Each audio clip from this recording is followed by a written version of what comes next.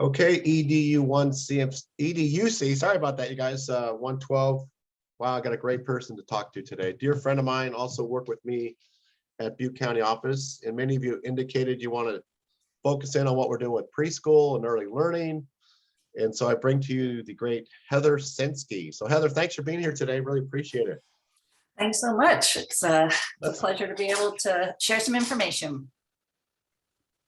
Yeah, our class is, getting their degrees and then going to be moving on. So you've had quite a journey to get to where you're at. I know you're semi-retired now and still working for me because it's hard to say no to Tim. But in your position at Butte County as the early learning director, how did you get there? What was your pathway? I went to college for a couple of years and then decided I wasn't quite ready for that. That was right out of high school. It took 5 years, traveled the world, and then came back and put my feet down. I was much more ready and prepared, finished up my school at Chico State. And then there was a director of a nonprofit position that was available, state funded preschool. And I applied for that position and they were brave enough to hire me. So I went in fairly green. I learned probably more about all things in that position. Not only did I learn about what was workers' comp, I learned about labor law, I learned about how to do payroll, I learned about small grant writing with our local United Way and city funding programs. I learned to work with the state and contracts. And so all of those things really set the foundation for me to be able to move to Butte County Office of Education and then be poised or in a position to be able to develop preschools using sort of that foundation of knowledge. Yeah, I think what was great is you set such a high bar of opportunities for children, and I would say in very impoverished areas, very challenging areas. I think all your students qualified, were free and reduced lunch qualified or very low, high on the poverty scale.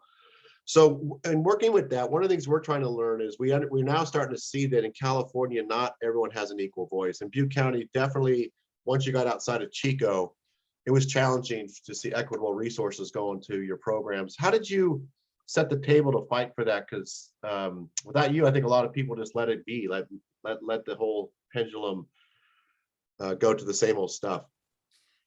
Yeah, I think it took some time for me to better understand the system that I was working within. I was novice to the educational world and system. And so once I kind of got my feet on the ground, showing up, I think, is the biggest sort of piece of advice. It doesn't matter where or who's in the room necessarily, but just taking the time and using your voice. What they say is, one voice can make a difference.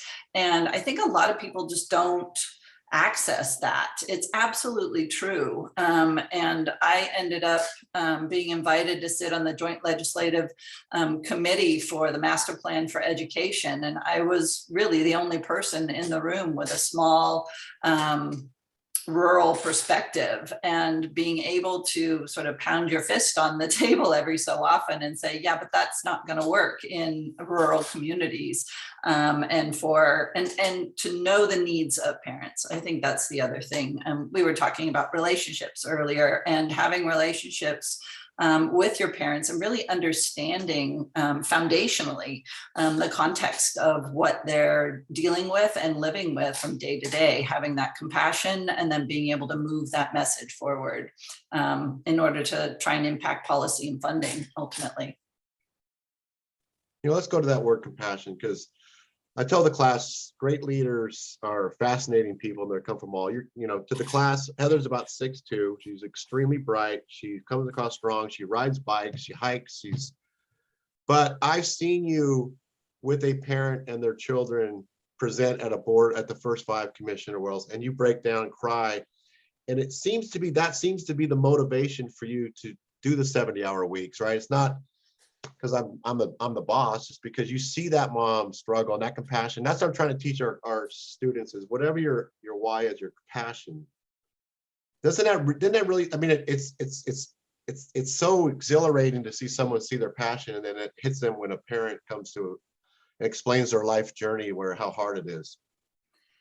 Yeah, and I think we're all different kinds of people. And one of the things that I have shared with other college students in the past is I think, and your students sound like they're all sort of at that point in their careers where they're ready to mix it up or really get focused in sort of what their next steps are. And I think one of the things that people forget to do is evaluate the things that you're good at, right? What are those skills that you're born with, that aptitude? And then find the things that you really like to do or that you're passionate about, and blend those things. So when I think about young children who don't have a voice, and impoverished families who really deal with struggles every day, the fact that I can find a voice and create entree and make a difference is key. And really, I mean, and that comes back to knowing what your why is, and then really focusing in on what you're good at in order to also surround yourself with people who are good at the things that you're not good at. So my personality brings a lot of compassion and just wanting to make a better life for those who don't have voices. And so that's really been a driver for me over time. Yeah, Heather, some of the students are going to do a presentation on their passion, their issue. And I want to go back to when I watched you and your team fly down to Orange County and make a presentation for asking for $1.5 million. And it was, well, the irony of this presentation to the board, to the group, was they never really funded it. They hadn't funded a rural county, right? It was always LA, San Diego. So we're going down there not knowing whether we're going to get it or not. And this is exactly what the students are going to face when they have to, present to me, right?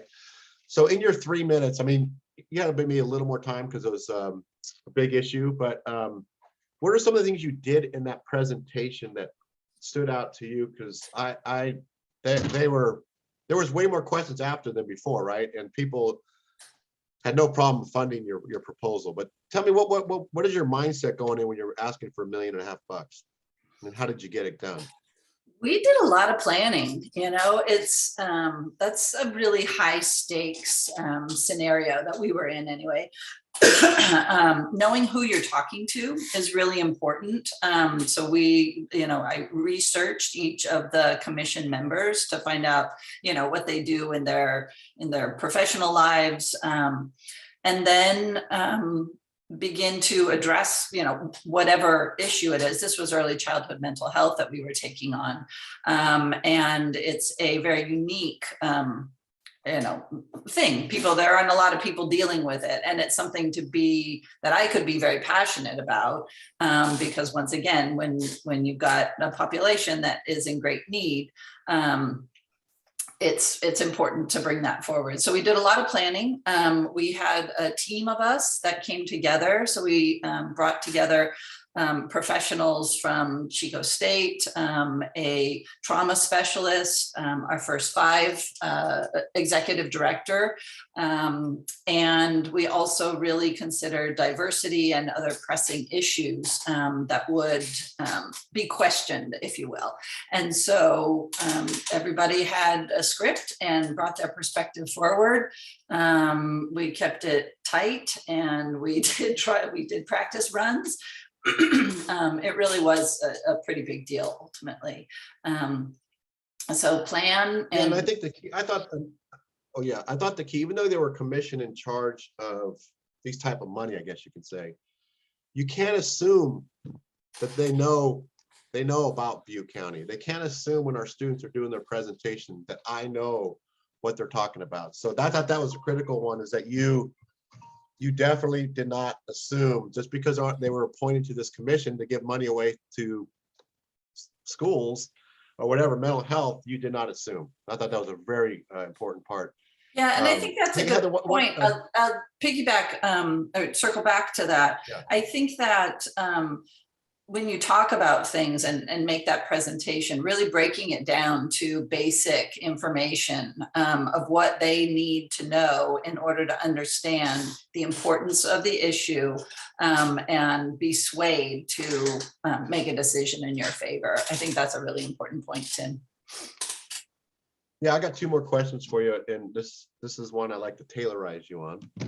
My class is getting used to that, but you know, our students work in all types of environments: prisons, culinary kitchens, social workers. We got a parolee reentry, you know, worker, and all that good stuff. And I will never forget the moment when you and I talked about wellness, because we know Butte County's been through the, you know, the campfire, the evacuations, and all the poverty and all those things up there. But when it comes to wellness, especially wellness in the workplace, you said something to me that it's not about putting on Weight Watcher programs and have ergonomically correct stuff. It's about having an environment where people will get along, because everything else you said is crap until that is addressed, that you have an environment like that. Where did you come up with that? Because you know, everyone, when you still look at wellness plans or having a wellness environment as an activist, and how did you come up with that? Because I just thought it was fascinating, because it really took me off guard, and that's hard to do. I don't know. I mean, I think that I try and live my life that way. And I think part of it may have been because I understood lots of different perspectives within the agency at that time. And I was somebody who had built relationships with all different kinds of people, and they would confide in me. And so I understood that there were a lot of people who weren't very happy, even though they liked their job, but the place to work wasn't so great. And so I think that's the most important thing is workplace wellness and workplace culture. And that's, you know, built with relationships and attracting good people and really just talking about those kind of things. It makes the difference, you know, when you think about where people want to work and why they stay somewhere for the long term. It's about, one, how much they like the work that they do, and two, the people that they're surrounded by. Yeah, and all of us fall for, well, I had potlucks, we celebrate birthdays, I put everybody's birthday in the newsletter, but behind the daily interaction between staff, if it's toxic. And I've had people do presentations on asking for funding to the corporation for wellness and stuff like that. So I have a feeling one of our students will do that. Really, really good point. Hey, last one. To me, it's most important that they not only learn about legislation and finance and all that, but mostly about what are they going to do with that piece of paper as they move on. And I think I gave you a little background on some of our students. Any advice for them as they move forward about if they want to make a career path change? Any advice for them? Because you know, I've always been impressed talking to you about things like this. I go back to, you know, at this point, you know, there are a lot of opportunities out there. And so I think if you're going to make a change, you've got some incredible opportunities. I do think it's important to consider those things that I mentioned before. What are you good at and what do you like to do? And if you can find a position that brings those two things together, you're golden. I mean, you will succeed at all levels. And I think, and then I would add to that, back to that workplace environment. You know, one of the reasons I was able to be successful in the position and to develop, you know, spots or programs for thousands and thousands of kids was that I was in a work environment where I was trusted and I was given a lot of opportunity to make recommendations and to bring things to fruition. And they were things that the agency didn't know anything about. Early childhood didn't exist at Butte County Office of Education before I got there. So I think taking an idea and forging ahead with it, once again, using your aptitude, those things that you're good at. I'm good with numbers, I'm good at systems. And so I could create this structure and system and move it forward with the passion behind it. Well, I can't, that's so dialed in. I think the other thing you did that I love, and I try to encourage you, you kept working on your leadership skills. You know, you're the one who introduced me to Simon Sinek and others. I think people, you can't just watch one, a great person like Simon one time, you have to watch over and over. And I love the fact that you push yourself in that direction, because you can say this, but you have to keep working on it because things evolve and time does, and people age within your department and bring in children and all that good stuff. So on that note, to all the thousands of kids you helped in Butte County with providing them with preschool, I just thank you to death. I miss our conversations like this. You made me a better leader. And I think EDUC112 students will give you they love this stuff, and they'll give you some nice little comments I'll send to you. So thanks so much, right. Heather.